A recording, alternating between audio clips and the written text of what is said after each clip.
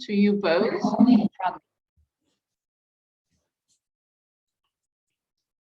regarding your processes and findings.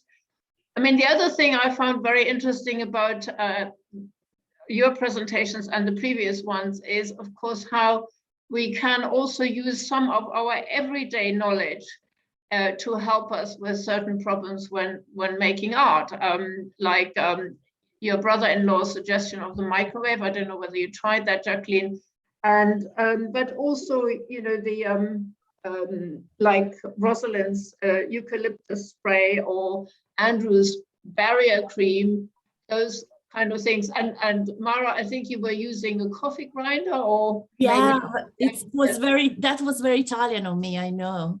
But I tried to use a mortar and pestle for the first stage, but it took ages, and the result wasn't really good. I didn't have a nice mortar and pestle like Jacqueline has. I actually have one for actual Italian pesto. Yeah, didn't work. I was thinking you do need a proper. I've worked well with cooking. I suppose that's the other sort of comparable link. I often think working in art has quite a lot of similarities to cooking processes. I was thinking of that when I watched Gutazan as well. And yeah, so yeah, in terms of... sorry, I think Harina has a question. Oh, Harina, I can't see that. I didn't. I'm very sorry. I couldn't find from the reaction the hand, so I just. Okay. Yeah. So hello to everyone and greetings from Finland, and thanks both of you for great presentations, and they gave me a lot of information and knowledge for my own work as well. I have some plans to make Sumi as well next year from local ingredients from the north of Finland, from the forest I come from. So it was amazing to see these different locations and how you have your connections, like very physical and profound connections to your own surroundings, and also what Jacqueline wrote in the presentation, that the way how during the process, because it's very time consuming and you have a very tactile physical connection with the material, that's kind of how you get to know to it and how you create a connection with the bush and the trees, and also how you work with other like people who are from those areas. You also connect not only to the surroundings and trees, but also to the people who are from there as well. So it was amazing to see. But what I would like to ask from both of you, because it's very tragical, these fires, and so did you find that it was also a way for you to do mourning, to do this like sorrow work of these fires? Well, sorry, Jacqueline, for me it was exactly so. That's why I start planning this project, and it was sort of like a tribute, but also it was a way of processing the grief. And I mean, it was also like almost like a psychoanalysis session. When I finished the prints, for me, I had accomplished something, and I was suddenly feeling a little bit better. I mean, the trees are still there, the fires are still burning now and then, and the tragedy is still on. But also, for me, is the remembrance of these tragedy that happens is the most important part. And even if I can help even a little bit with that, and it made me feel better. Definitely. Yeah, absolutely. And I think like for us artists who work with our hands, that's kind of our way to think as well and to process. So very, very beautiful. Jacqueline, you were... yeah, for me, I think maybe a slightly different feeling, because where I live, we have to prepare for fire every year. It's something that we expect, and I guess we worry about, and we hope that it will be okay. So we have this sense of relief at the end of the dry season that the fire is gone, and we have another 12 months until the next one. So I think for me, yeah, maybe not so much mourning, because I know there's going to be another one in 12 months' time. So it's just, I guess, part and parcel of the environment I live in. But because I'm not originally from this area, I'm from England. So this is, it's not really my country. I think for me, what was important was definitely going out with Dennis, because this is his country. And it was a totally different experience than if I'd have gone out there by myself and collected the charcoal and done the experiment with Sumi, because I learned so much more in talking to him. And he also really enjoyed the process with me, because he's a painter, and he was very curious about me as a printmaker, as a mokuhanga artist, and how that charcoal would be translated into Sumi rather than a paint, which is what he would use. But to come back to Harina's question, I think maybe not so much mourning, but yeah, the connection with the environment is important. But also, because we're having more fires, the place near where I live, the bush is becoming less and less each year. It's becoming quite sparse. So I anticipate, it may be 5 years, it may be 10, maybe 20, but I anticipate that that bush won't be there at some stage, unfortunately.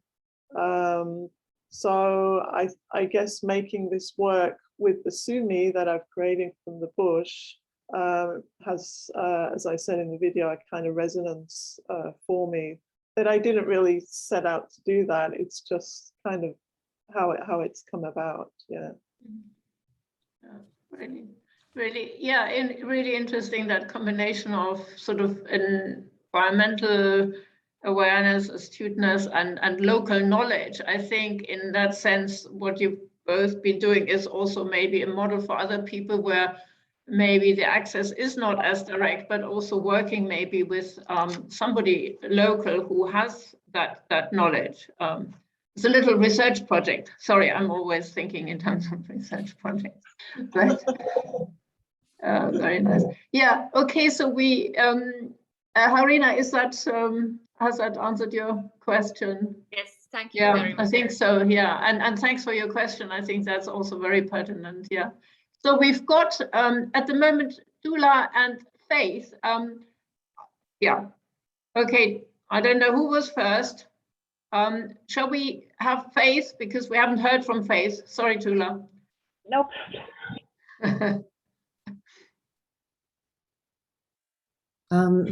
Yeah. Okay. Good morning, early morning from Colorado. But my question also was for Mara. Well, for both of you, I guess I do feel a certain resonance being in Colorado, where we have so many fires, and that's our biggest danger. But so it was really interesting to see you turn something which I would consider rather tragic into something beautiful. So thank you for that. My question is, I tried making Sumi once from a stick, and I pounded and used mortar and pestle. I also used a coffee grinder and water, but the problem I had is I did it while in Hawaii, and within 2 days it smelled terrible. It was the most luscious color, but it was rotten. How did you use yours fast enough that wasn't an issue, or is it not an issue with natural ingredients? Well, I used some maple honey. I don't know if my pronunciation is not very good, and in the video it's particularly bad, so I don't know if everything was really understandable. And that's supposed to help with preserving the ink a bit. And actually I use it immediately, and then I use it, I had some run tests after 15 days, and I kept it at a sort of a liquidy stage. I mean, I didn't leave it to dry, just keep it like that. I was checking now and then. 15 days after was perfectly fine. Mhm. Honestly, the idea is, since this is a very is just for this project, I honestly wouldn't think probably about making Sumi for all my prints, because I use a lot of Sumi paste, and that would be a lot of work. But for this project, what I was thinking was, I'm gonna make it, I'm gonna test it for a couple of days and see how it reacts. I'm gonna print, and then if I need to print it again, I will do the same again and again. I don't want to keep it store it for too much. But now it's been 2 months and the first batch is still fine. I know 2 months is not much, but there's no mold, and there is perfectly fine. Can I just, sorry, Faith, can I just briefly come in terms of terminology? When you say maple honey, is that the same as maple syrup, or is it something different? No, it's honey. It's really honey for the honeybees. And I'm going to check. Maybe I'm saying maple, but it's not. Let me check the translation. So is... Yeah. I was just curious because there's maple syrup, you know, the Canadian... In Italy, we have many fancy kind of honeys. Depends on the season and depends of the flower. And maybe I'm translating wrong. Okay. I'm just gonna double. Maybe you can put it in the chat box, Mara. Exactly. In Italian, well, yeah, Andrew is here, so he can help. It's not maple, sorry, but it's acacia, which is acacia. Which is the clearest honey we can get here. Okay. Yeah, it's almost no smell, is very clear, so it doesn't go. It doesn't create any problem with the color. Okay. Sorry about that. Thank you, Ruth, for mentioning it, because. So Faith, does that help a bit? Yeah, I did want to just add that the artwork that Mara produced was just absolutely stunning, but so much meaning to it too. I mean, it felt so personal and thank you. Really moving because of the backstory. So thank both of you. Those were wonderful presentations. Thanks. Okay, thank you. Dula, and then we've got Alexander. Well, yeah, just a short question. I missed 5 minutes. Maybe there was an answer already, but about the ash. So there was a certain point when you can take the soot out from the tree trunk. So how about ash? Have you tried making just, if it's all burnt to ash? Is it gray as ash is gray, or does it become black? And could I make, so when should I take the wood out from the sauna? You know, we have got sauna here, and my mother has the natural burning lumber there, timber. So can I use the ash, or is there any properties I should be aware of if I take something out from that sauna stove? So when should I take it? So I think Jacqueline has a good answer for this. A better answer for me, because actually I realized watching Jacqueline's video, then she collected the completely carbonized bark. I mean, she had pieces of carbon, while the fire we experience, all the trees are dead, but the trees is not completely burned down, the one I collected ashes from. So I have the bark. So you probably have pieces of carbon, Tula, for the sauna, don't you? Yes, there will be, if I but it also burns into ashes. So I heat the sauna. So after the heating, so there's only ashes. So the ashes drop in a box there. So there's no wood anymore. So I should take the black wood out from the stove earlier. Otherwise, it's all ash.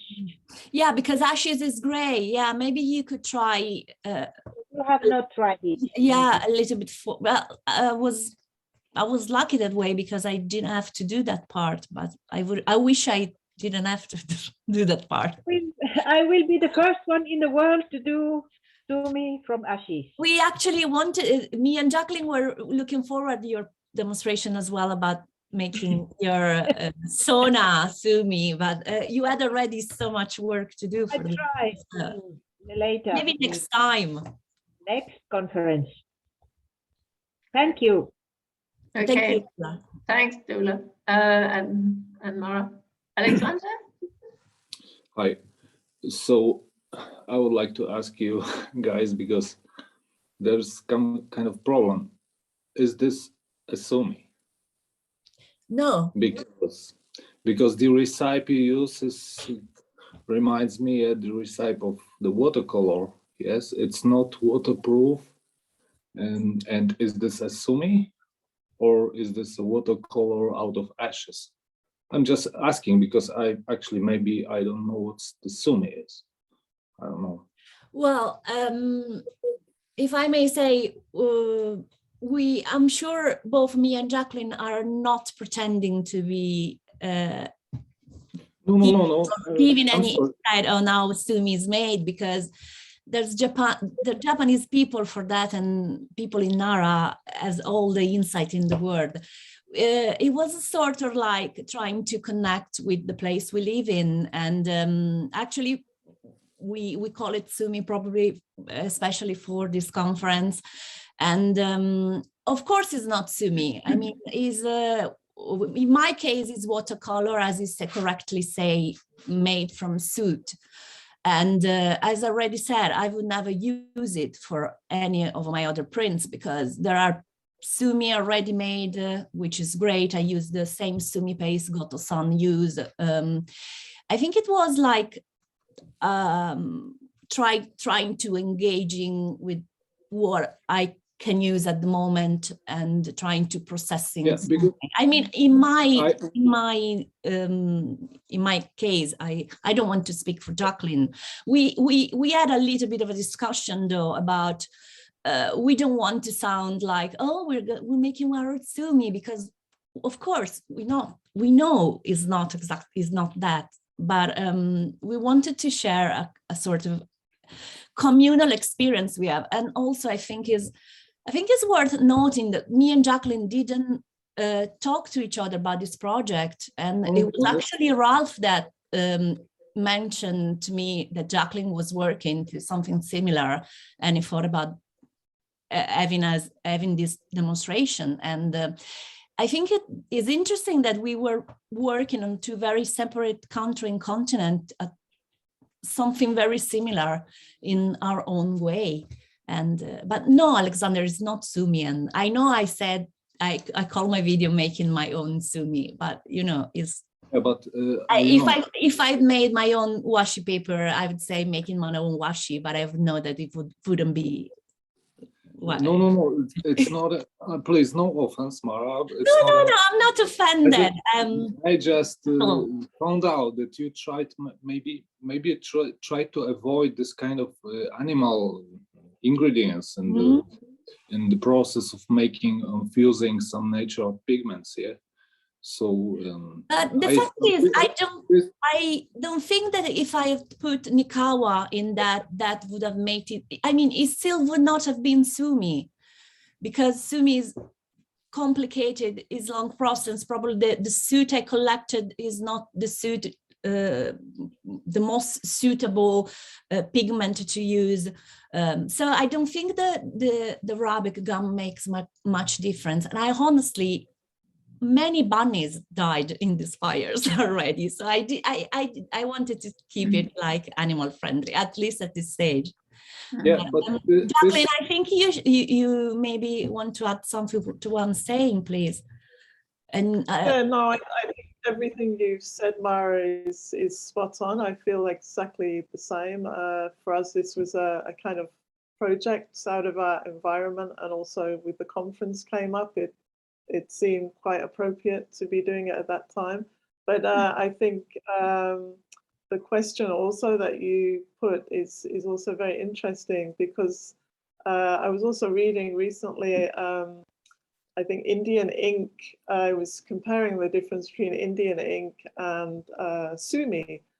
And it was saying that Indian ink is essentially, it's about the charcoal, whereas Sumi is more about the other ingredients, such as the nikawa and the perfume. So the balance between those two is quite different. So when I read that, I felt, well, what I'm doing, the bush Sumi, is maybe closer to what we call Indian ink, which is actually originally from China, I think. So there's a whole, I guess, if you get into that discussion, quite interesting historical, cultural context to consider. And I think, you know, without getting too caught up in it, there's many different versions. And as Mara said, I guess, you know, we're having a go at working with what we find in our environment. But I think the question that you've put is very good question. Yeah, but Yeah, maybe not. I'm sorry, Alexander, I wasn't offended at all. I wanted to try to explain. It's difficult to explain feelings in another language. I'm sure you know. Excuse me, if I can add one more thing, because the processes you use leads us to simply to the process of using pigments in the process of printmaking in Mukhonga. So I'm not sure if the use of Arabic gum or, you know, this maple honey is necessary, because when you print with pigment powders, you just dilute it and print with it. So you can print with basically directly with the soot with the use of this rice glue and stuff, and to have an effect without an effect of an Arabic gum, which is kind of problematic, I think. Well, I'm used to use watercolors tube in my usual prints, so that's why I went that direction personally. Not Jacqueline, but I don't use much pigments.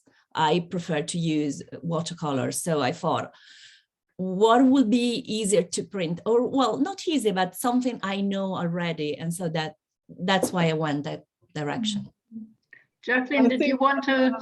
Jacqueline, please, if you want to add something. I added, Alexander, I added only a little bit of gum arabic.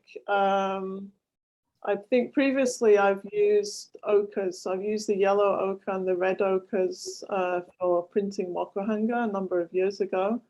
And if I don't add a little bit of gum arabic, then after the printing, I can touch the paper with my hands, my fingers, and it comes away.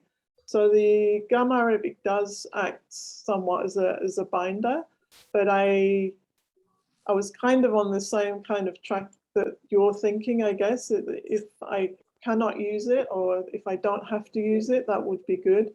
So that's why I started with a minimal amount and then added a little bit more. And so the resulting prints are actually quite fixed. So if I touch the prints themselves, none of the Sumi comes away. So yeah, for me, I think a little bit of gum arabic is probably good, but I'm quite happy as well not to use the nikawa. Obviously, yeah, because it's animal products, but also here the nikawa, I live in a very tropical environment, so everything goes moldy almost straight away. So if I mix any inks, I want to use them within a day or two. If I have to keep them any longer than that, I have to keep them in the fridge because they go moldy, and they can still go moldy in the fridge. So I tend not to keep things. There's a couple of things there. One is a binder, but also, yeah, the mold issue here, I guess. So. Okay, thank you. Yeah, we've got Ralph. Yeah, Yes, because I mentioned him, so I think he would like to. Ralph, may I say something, Ralph and Andrew? I'm aware of one thing that strikes me as I'm listening to you know, all the different experiences, is to come back to what I said earlier. So obviously the conference is fantastic for making known what individual people do and seeing if there is a way of combining forces, and that would be sort of my suggestion. I don't know how realizable it is. It depends on individual circumstances and where you are, but maybe to connect up with maybe sometimes universities or the research projects that might look into color. I mean, because there's of course the production of color. There's of course the question of the permanence of the color, and you can only ascertain that in the long run, etc. So to get help, but also maybe funding to explore this further. Anyway, just an idea. And Ralph and Andrew, I think. I actually I just noticed in the chat that Jennifer Jacqueline, who I missed her presentation about Sumi yesterday in America, and she just sent a message saying true about ashes, the difference between ashes and charcoal. I think she's. Jennifer, are you here? Can you hear? Yeah, I can talk just a little bit more about that, but it was just a warning to Tula that if she was thinking of ashes are sort of what's left over, at least in English, or what's left over after the wood is burned completely and almost all of the carbon is gone. And so what you have left is all of this sort of mineral bits, but it's really very basic, so you'll mix it together and make it into lye for making soap, or they would use it as a flux when they were making glass. And so I think that would not give you the same effect as using the charcoal of the sort of black, partially burned wood or so on. And if your stove is really good, it's going to produce more ash than charcoal. That means it's working effectively, but I just worry, I don't know what effect that would have using ashes on paper. I wonder if that would be very detrimental to your paper in the long run, if you were to use that for printing. But Alexander said that he's used some. I don't know whether he's used more ash or charcoal. Yeah, I used ashes a lot a few years ago, and it worked very good as other pigments, no problem. But I was wondering if it's not too alkaline for the paper. Is it maybe bad for the paper? I don't know. Mm. Yep. That's my question. I guess we'll find out in the long run. And it may be that if you're Is it archival or not? yeah. Well, that might be a point of seeing whether one can work with a paper conservator or people who do research into that. Anyway, we've got. How are we doing for time, Mara? You have. Well, actually, I think now it should be lunchtime. Let me probably let me check the schedule. No, we have to. Sorry, we still have 30 minutes to lunchtime. And so okay, so what yeah, okay, so we've got plenty of questions, and there was also one John from previously. So Jacqueline, is that something you wanted to answer immediately, to respond immediately to something? You've got your hand still up. Oh, sorry. Oh, okay, then you're okay. I'll take it back. Yeah, okay, then I think it was Andrew, and then right, I'm going to ask a little bit of a provocative question, if I can get my mute button off. As the seas are rising and the fires are spreading, we're all going to be able to make Sumi ink pretty soon. And so I wanted to comment for both Jacqueline and Mara is I think your prints are too pretty, because you've taken a tragic event and made art with it. And I think that your portraits of trees have become beautiful portraits of individual trees rather than emblems of what's happening. You need 1,000 trees or 10,000 trees on the wall if you're trying to process the grief of what's happening. So they're beautiful works, and I love the idea of using your own materials, but there's something different about getting charcoal from your fire that you're using to heat your home and going to the forest that just burned down and collecting the bones. So curious about how you, why they aren't uglier, if your point is. Oh, that is what I do. That's the way I draw. I'm sorry about that, Andrew. It's just, I start sketching, and that's the way I sketch. And then I turn those sketch into, as I said, this was something I made for myself. Then I wanted to do something I was pleased with. They're beautiful and work. actually, I've got so many people telling me, oh, these are so sad. And they don't find them pretty at all. They don't think they're ugly, but also they don't think they're pretty or something they want to hang in their rooms because they think they're really sad. So I think probably is,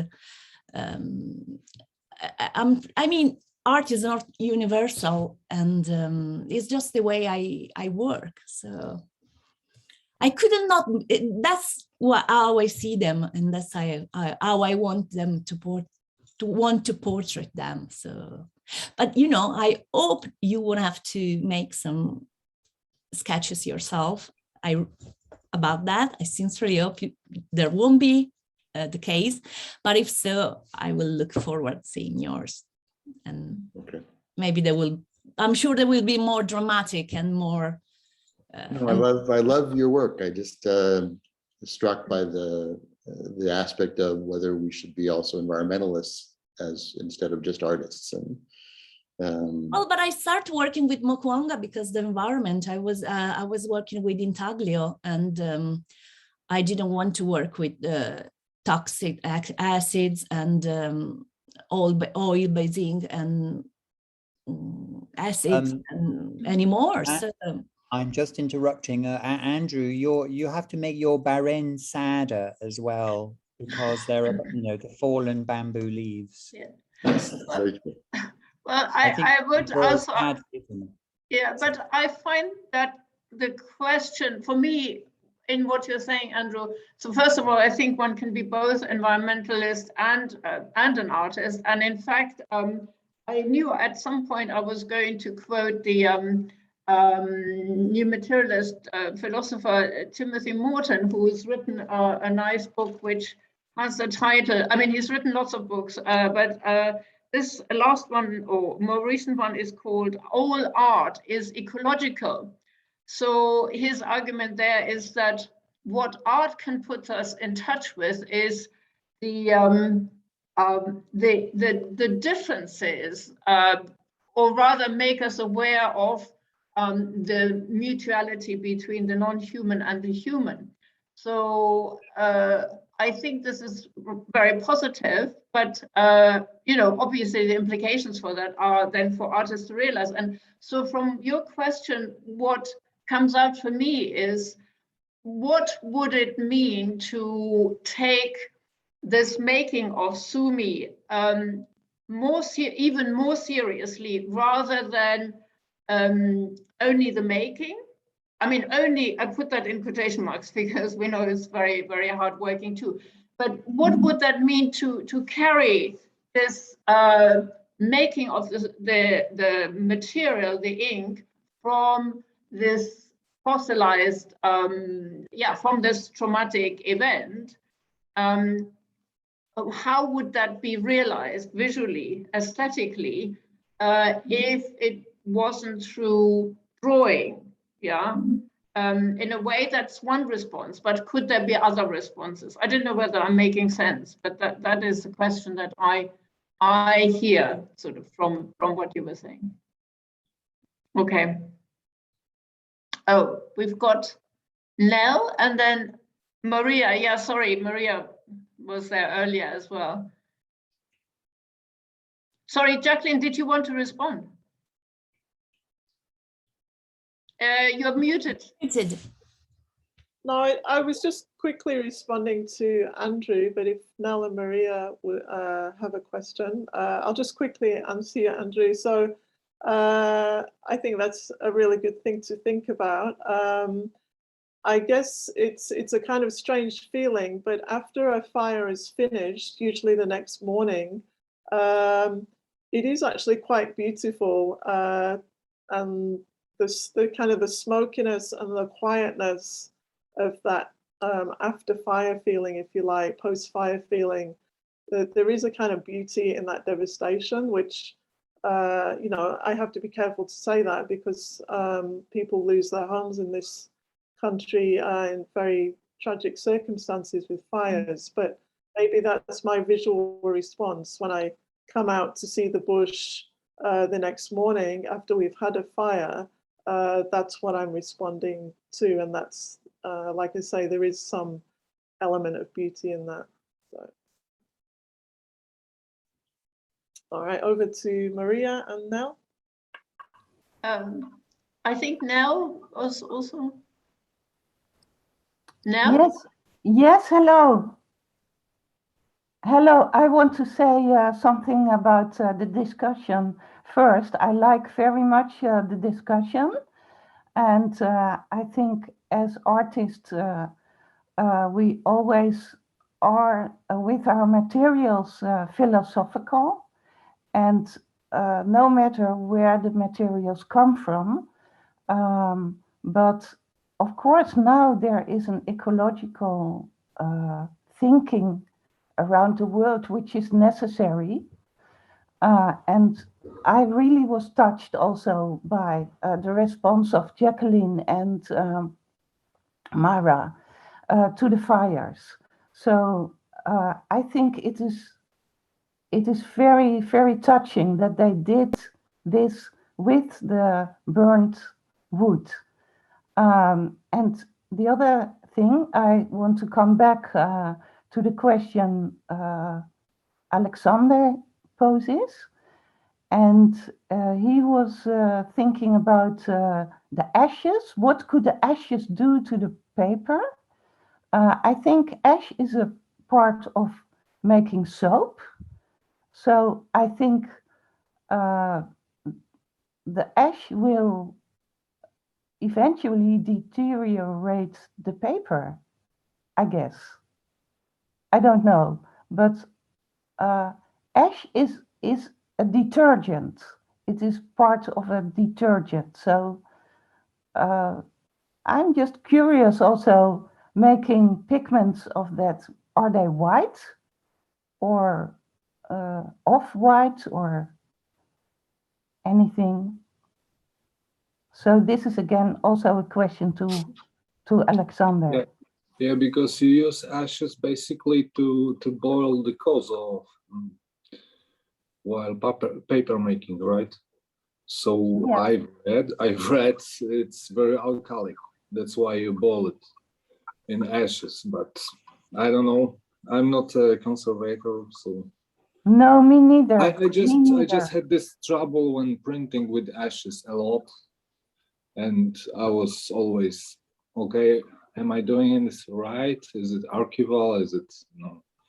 And stuff like this. So I thought maybe someone can help. Yeah. Here. Also, I want to add some other point about not using Nikawa and not using glue. Michael Reed and I organized a portfolio which is on view now in Amikanoko Osaka Gallery as a side event. And one of the prints is by Haruka Furusaka, and she is printing with, I think, very less, not a big amount of glue. So her image is very smoky, and it is also about smoke and about making Sumi. And it is very light, and you are going to see it because soon. But because I'm sending these prints to all of you after the conference. So I think a deep black, as Goto was printing, is not possible without any binder, because it doesn't go into the fibers of the paper without any binder, what it may be. So, well, this was my point. just. Thank you. I think some of these issues might come back this afternoon. Harina, with both Justin's presentation and Harina's, I think we might revisit some of this and can expand maybe. Yeah, so finally, Maria. Yes, thank you. Hi, everyone. And I really appreciate all the discussion we had about the Sumi Ink project. And I would love to say something about the Mara work, because I knew Mara 4 years ago for first time at the last conference in Honolulu, and I really appreciate the strong capacity of Mara to communicate with the people all over the world with her works, and also like a person, like an artist, really open. And over these past 4 years, I follow her on social media. Sorry, I have some problem with my phone. On her social media, and day after day, I literally fall in love with her works and her as an artist, because mostly with this Memento project, she mix all the capacity that an artist have to have, follow my idea of what an artist have to do. So she is able with also with something dramatic like a fire that affect our region. Me too, live in North Italy, and she is able with very simple things to make a very big project. And this Memento have only 2 elements, the fire and the charcoal and the paper, and she make a very big project with a huge philosophy outside, and it is a project that have a lot from which all artists like me and maybe others can learn, because there is a fact, an idea, hard work. She daily send and inform all the audience about her progress and the works. So I really appreciate. And also, if it's not the traditional true Sumi ink, her ink is the most artistic ink that I would love to use on my works. Thank you, Mara, for all your hard work in art and for the conference. Thank you so much from the bottom of my heart. Thank you, Maria. I mean, you were too kind. No. Thank you. because I know an artist have to be free to express herself, and when someone is thinking that if it's not the true traditional barren or the true traditional color or the handmade paper is something different, for me the very important question is what real for true mokuhanga is, because mokuhanga, in my idea, is the mixing of hundreds of elements. So how much elements an artist can keep together to truly have a mokuhanga? How much? The paper, the inks, the registering method, or the layers, or what? The place where it's done. So mokuhanga is incredibly big and have too much hundred of elements that match together, and maybe only Japanese traditional artists can truly say that they are doing mokuhanga. If you don't use original paper, maybe original Japanese water to moisten the paper, maybe it's not traditional or true mokuhanga, but the mokuhanga is the essence inside each person, artist, and his work. From my idea, mokuhanga is not only the way you print and the button you use, the ink you use, or where you are placed in the world. Mokuhanga is an état d'esprit. Thank you so much. Yeah. Thank you, Maria. I think that your question, or rather, the point you made is also something that we might come back to this afternoon with Justin's presentation. So thank you. Yeah. Yeah, I'm really embarrassed by all these, Maria, but thank you very much. You're really, really kind.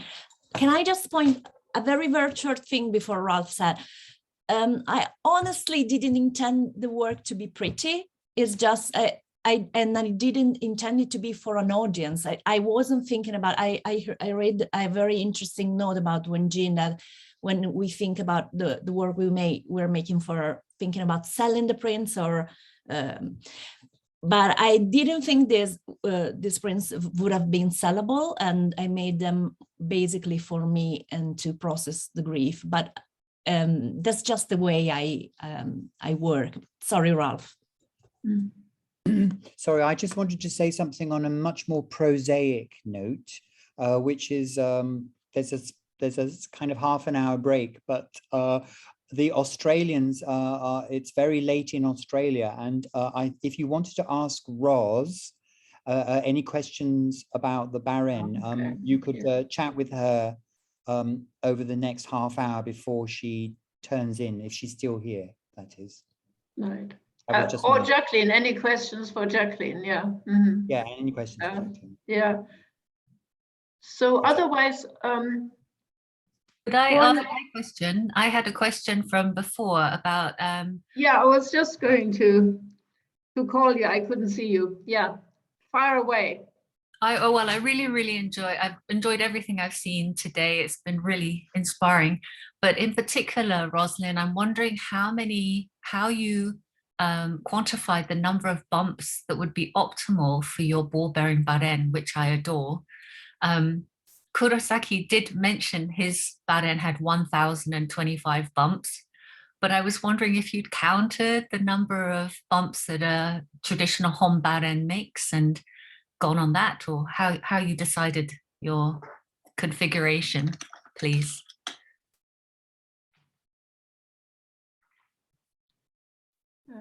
Is Rosalind still there? Sorry, I'm unmuted now.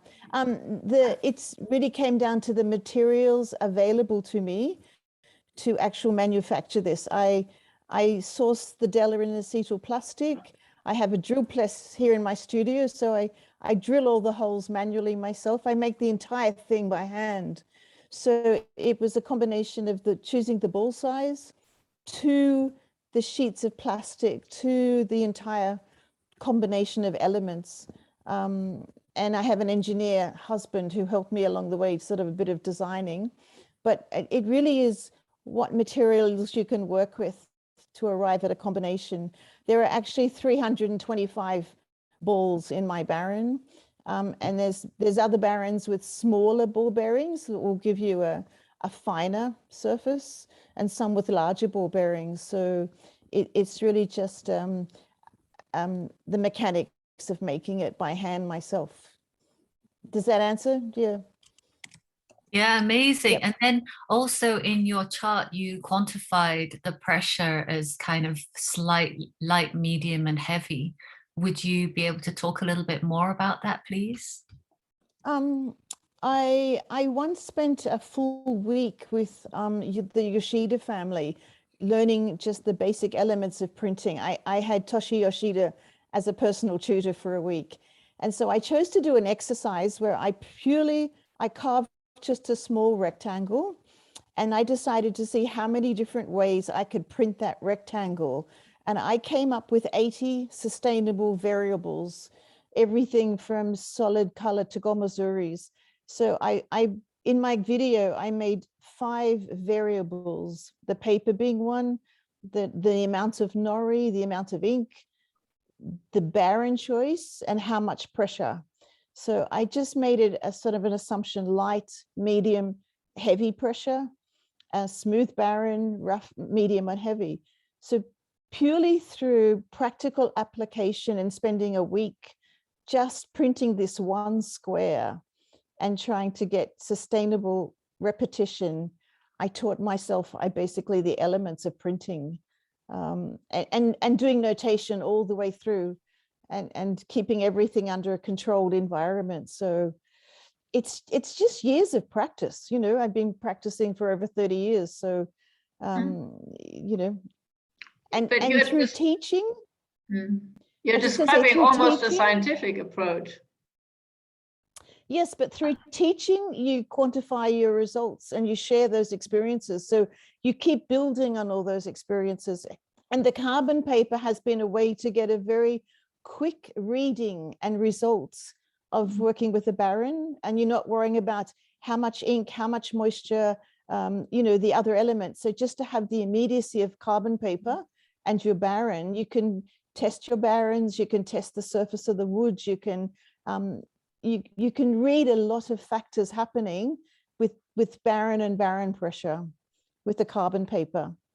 So that was the purpose of that, especially for young students, to realize they don't have to buy expensive washi to learn to use a barren, just the immediacy of taking rubbings with carbon paper. So I don't know if you saw my talk, but I didn't realize you'd use carbon paper, and I also use carbon paper to test your baren and Kurasaki's baren. So it's a really amazing coincidence. I'm thrilled to meet you here and also to see your video. But I tried to quantify the pressure using weighing scales, which didn't work very well. It was a terrible setup, but I think with the proper weighing scales, it might be better. But it's a big question I have. I think I equate using a barren to playing a musical instrument. The sensitivity of touch, the sensitivity of breathing, you know, there are so many elements at play that you have to use it often enough to fine tune all those elements. I watched your video and thought that was quite amusing, actually, trying to use the scales to get a pressure. You just have to manually build those skills. Well, I loved, do you think that Goto-san talking about the pressure would be the amount to crush tatami mat fibers was a very poetic but very accurate description. And sometimes I tell my students, like, firm ironing, you're trying to get the wrinkles out of a cotton shirt. Or I'll say something, you know, like the kind of thing that we normally do in order for them to have that sensation. You know, so well, I probably wouldn't apply that much pressure. I would possibly print a second or third layer, fourth layer to get my solids, rather than being so you can't sustain that kind of pressure, you know, over a long edition, especially. So we all have our different methods of arriving there, I guess. But yeah, that's very interesting in terms of, it does remind me again of what I was saying earlier, that there is certain tacit knowledge that one acquires over also John, you mentioned the was it ironing or something, where you gauge the kind of pressure. So there are experiences that we have from elsewhere that we can also apply, obviously, in that particular context.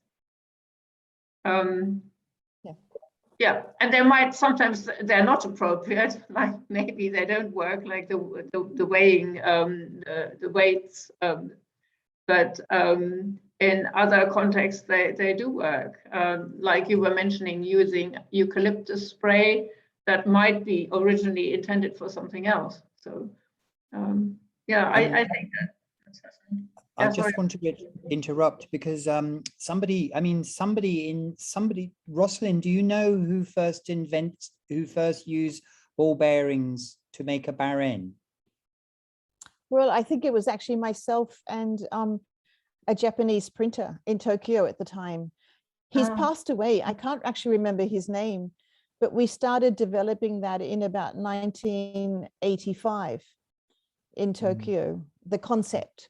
And I returned to Australia and made mine, and he made his version, and he's passed on that knowledge to somebody else now who's, I think it's the Cocoa Baron that has inherited his designs.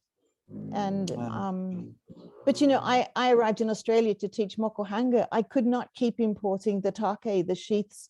I had to come up with a system that I could have a maintenance-free baron.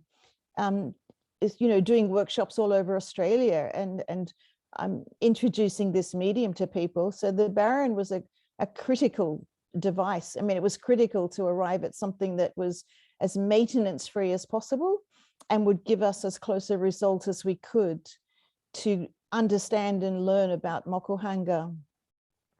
I was going to say before, I even made barons that I wrapped with screen printing mesh. I've made so many different, there's one here now. This is a rope baron, and I've actually just tied it traditionally using screen printing mesh. So that's a fantastic smooth baron.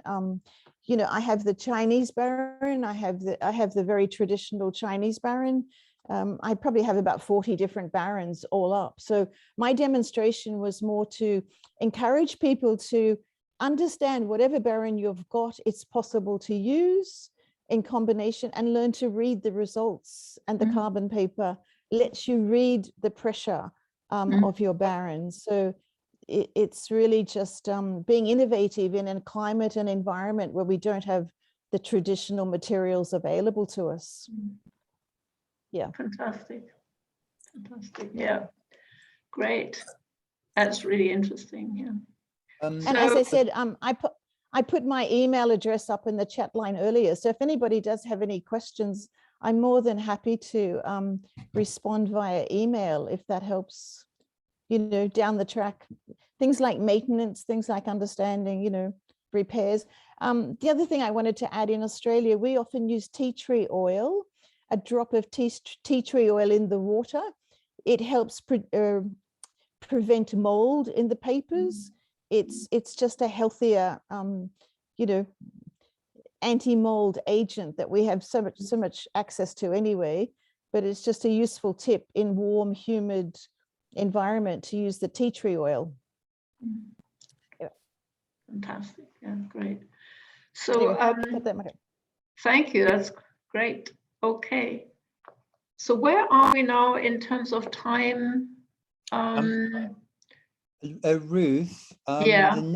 The next o'clock on anybody's watch, wherever they are in the world, is a time is going to be Carol Wilhide-Justin's beginning with Carol Wilhide-Justin's paper. Yeah. So yeah. That's in about 20 minutes. So you can go and grab some Finnish meatballs or something. Oh yeah, okay, yeah. It's 13 hours Central European time, isn't it? And 14 hours in Finland. There are quite a few of us here in Finland, so we have about 20 minutes. Everybody has 20 minutes. Yeah, okay. So